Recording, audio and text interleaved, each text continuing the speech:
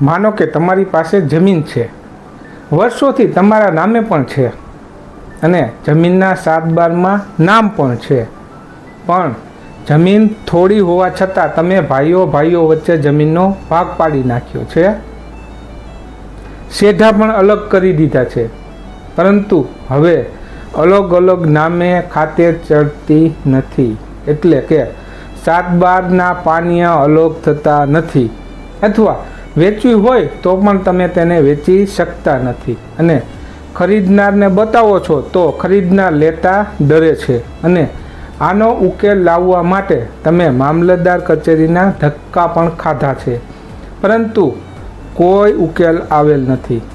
તો મિત્રો, હવે તમારે વધુ હેરાન થવાનું નથી, કેમ કે હવે ગુજરાતમાં જમીનના આ જૂના પ્રશ્નને લઈને એટલો મોટો ફેરફાર થયો છે કે વર્ષોથી અટવાયેલા અનેક જમીન વ્યવહારો માટે સરળ રસ્તો બની શકે છે.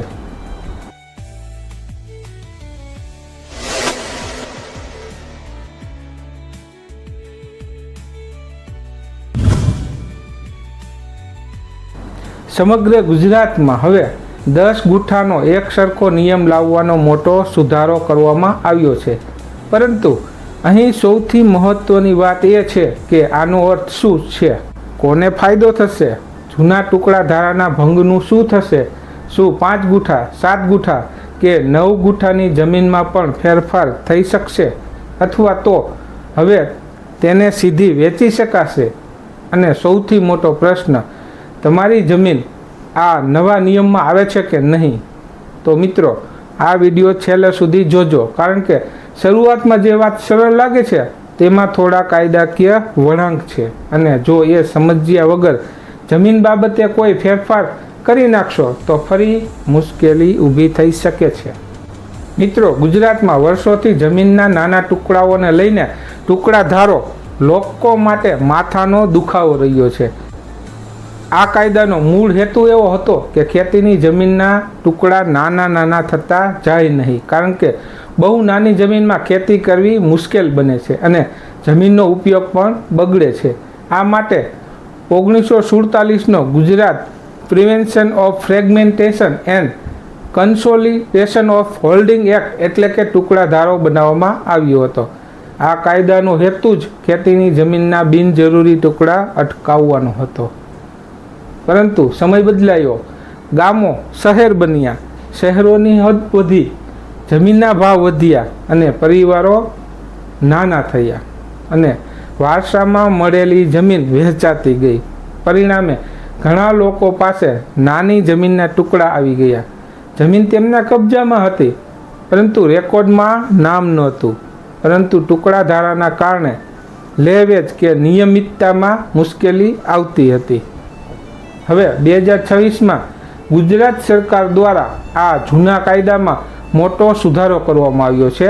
તાજેતરના અહેવાલો મુજબ સમગ્ર ગુજરાતમાં ન્યૂનતમ 10 ગુઠાનો એક સરખો ધોરણ નક્કી કરવાનો ફેરફાર મંજૂર થયો છે. એટલે અગાઉ વિસ્તાર પ્રમાણે પિયત અને બિનપિયત જમીન માટે અલગ ન્યૂનતમ માપના નિયમોની જે ગૂંચવણ ઊભી થતી હતી તેને દૂર કરીને રાજ્યભરમાં એક સરખો ધોરણ લાવવાનો પ્રયાસ થયો છે.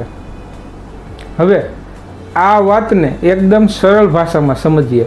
ધારો કે કોઈ વિસ્તારમાં અગાઉ નાની જમીનના ટુકડા અંગે અલગ નિયમો લાગુ પડતો હતો.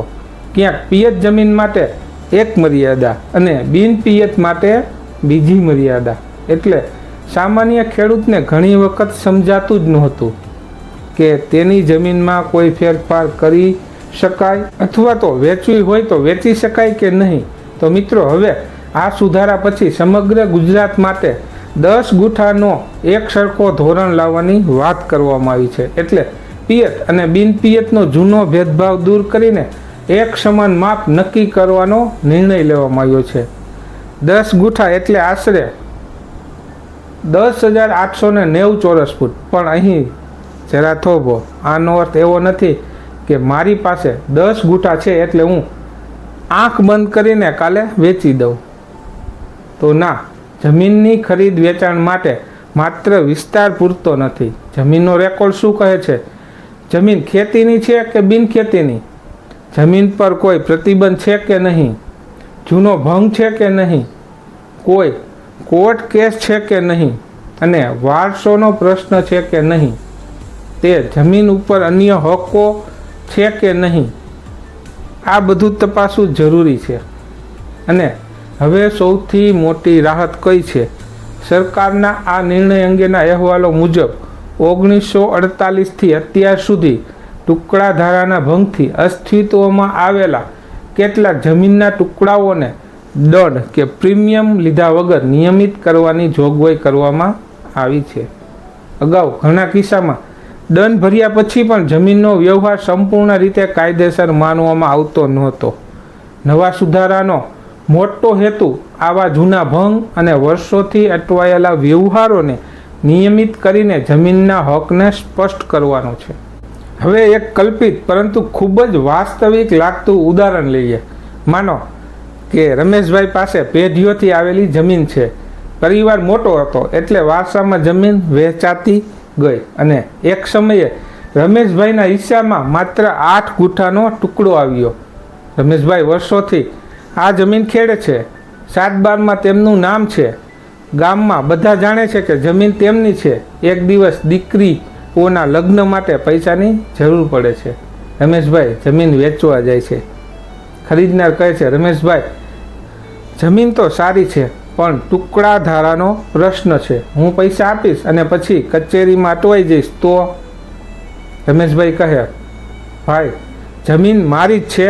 ખરીદનાર કહે, તમારી હોવાની વાત સાચી છે પણ જમીનની કાયદેસર સ્થિતિ પણ સાફ હોવી જોઈએ અને અહીંથી વર્ષો સુધી ચાલતી મુશ્કેલી શરૂ થઈ શકે છે.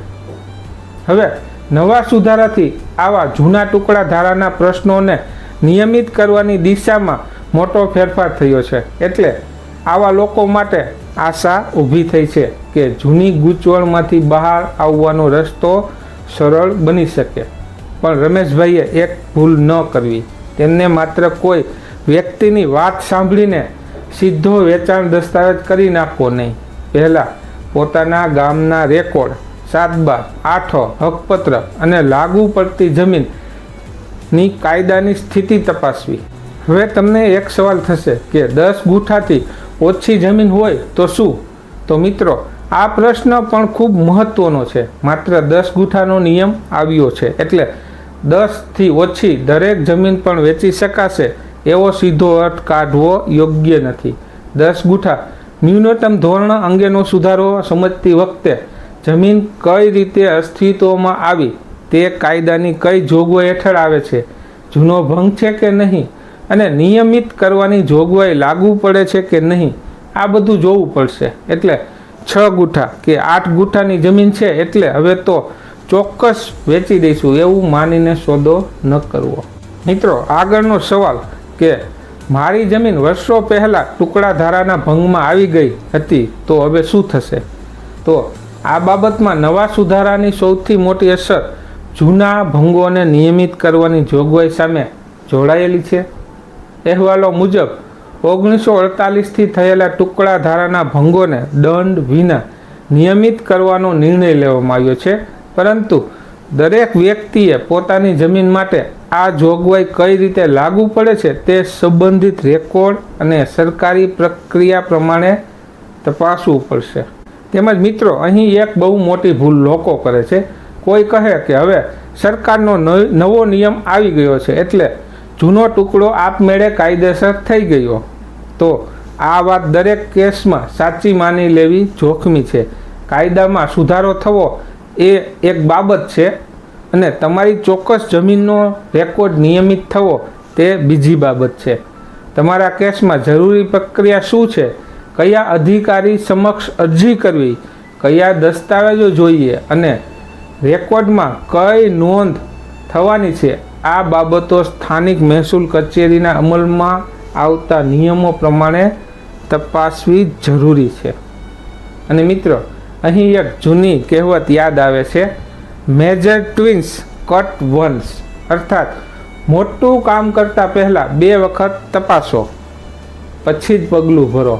જમીનના સોદામાં આ વાત તો સોનામાં સુગંધ જેવી છે, કારણ કે જમીનમાં એક નાની ભૂલ ક્યારેક લાખો રૂપિયાનું નુકસાન કરાવી શકે છે.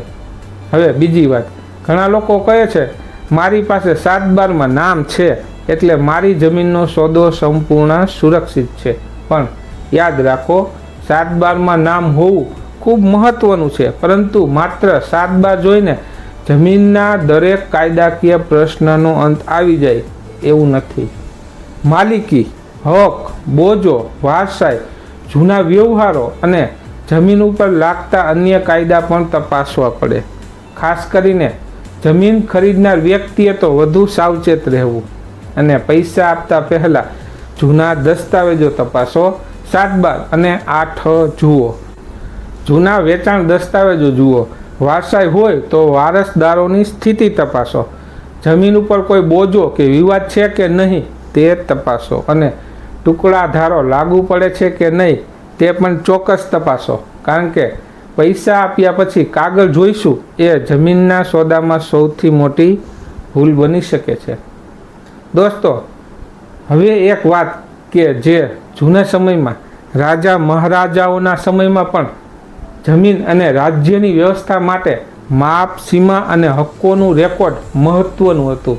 કારણ કે જમીનનો પ્રશ્ન માત્ર માટીનો પ્રશ્ન નથી, તે પરિવારની આજીવિકા, વારસો અને ભવિષ્યનો પ્રશ્ન છે. એટલે એક વાત યાદ રાખજો, ક્લિયર રેકોર્ડ, ક્લિયર રાઇટ. અર્થાત સ્પષ્ટ રેકોર્ડ હશે તો હક પણ સ્પષ્ટ રાખવો સરળ બને. આજના આ નવા સુધારાનો મૂળ સંદેશ પણ કંઈક એવો જ છે. વર્ષોથી ચાલતી જમીનની ગૂંચવણો ઓછી કરવી અને જમીનના વ્યવહારોને વધુ સરળ અને સ્પષ્ટ બનાવવાનો રસ્તો બનાવવો. હવે શહેરી વિસ્તારમાં રહેતા લોકો માટે પણ એક મહત્વની વાત છે. તાજેતરના અહેવાલો મુજબ શહેરી વિસ્તારોને ટુકડા ધારાની અસરથી સંપૂર્ણ મુક્ત કરવાની જોગવાઈ પણ આ સુધારાના મહત્વના ભાગ તરીકે જળવાય છે, જેથી શહેરોમાં બિનખેતી, બાંધકામ અને જમીનના વ્યવહારોની પ્રક્રિયા પણ સરળ બની શકે. પરંતુ અહીં પણ ફરી એ જ વાત, શહેરમાં જમીન છે એટલે દરેક કાયદો લાગુ પડતો નથી એવું માનવું નહીં. જમીનનો પ્રકાર અને લાગુ પડતા અન્ય કાયદા તપાસવા જરૂરી છે. તો ચાલો મિત્રો, હવે તમને વધુ બોર ના કરતા આખી વાત એકદમ ટૂંકમાં સમજીએ. 1947નો ટુકડા ધારો મૂળ ખેતીની જમીનના નાના ટુકડા અટકાવવા માટે બનાવવામાં આવ્યો હતો. સમય જતાં અલગ વિસ્તાર અને જમીનના પ્રકાર પ્રમાણે રહેલી મર્યાદાઓને કારણે સામાન્ય માણસ માટે પણ ઘણી ગૂંચવણ ઊભી થતી હતી. 2026ના સુધારા દ્વારા સમગ્ર ગુજરાતમાં 10 ગુંઠાનો એક સરખો ન્યૂનતમ ધોરણ લાવવાનો મોટો નિર્ણય થયો છે. જૂના ટુકડા ધારાના ભંગોને નિયમિત કરવાની પણ મોટી જોગવાઈ કરવામાં આવી છે. અને અહેવાલો મુજબ આવા નિયમિતકરણ માટે દંડ કે પ્રીમિયમ ન લેવાની રાહત આપવામાં આવી છે. પરંતુ 10 ગુંઠા એટલે દરેક જમીન હવે સીધી વેચી શકાય એવો અર્થ કાઢવો નહીં. તમારી જમીનનો રેકોર્ડ તપાસો, જમીનની સ્થિતિ તપાસો, જૂનો ટુકડા ધારાનો ભંગ છે કે નહીં તે તપાસો અને સત્તાવાર પ્રક્રિયા પૂર્ણ કર્યા પછી જ આગળ વધો. કારણ કે જમીનમાં એક વાત હંમેશા યાદ રાખવાની, કાગળ સાફ હોય તો સોદો સરળ અને કાગળમાં ગૂંચવણ હોય તો સોદામાં મોટું જોખમ. મિત્રો, હવે તમે મને એક વાત કોમેન્ટમાં ચોક્કસ જણાવજો. તમારા ગામમાં કે તમારી જમીનમાં ટુકડા ધારાનો પ્રશ્ન છે? તમારી જમીન 10 ગુંઠાથી ઓછી છે કે 10 ગુંઠાની છે કે 10 ગુંઠાથી વધારે છે? અને જો તમારી જમીન વર્ષોથી ટુકડા ધારાના કારણે અટવાયેલી છે તો કોમેન્ટમાં માત્ર ટુકડા ધારો લખજો અને તમારી પરિસ્થિતિ 2-3 શબ્દોમાં જણાવજો. તમારી કોમેન્ટ પરથી મને સમજાશે કે ગુજરાતના લોકોને ટુકડા ધારા અંગે સૌથી મોટી મુશ્કેલી કઈ બાબતમાં પડી રહી છે. અને આ વિષયમાં આગળની માહિતી પણ એ જ સામાન્ય કાનૂની મુશ્કેલીને ધ્યાનમાં રાખીને સમજાવી શકાય. અને યાદ રાખજો, જમીન બાબતે સાંભળેલી વાત પર નહીં પરંતુ કાયદા અને સત્તાવાર રેકોર્ડ તપાસીને નિર્ણય લેવો.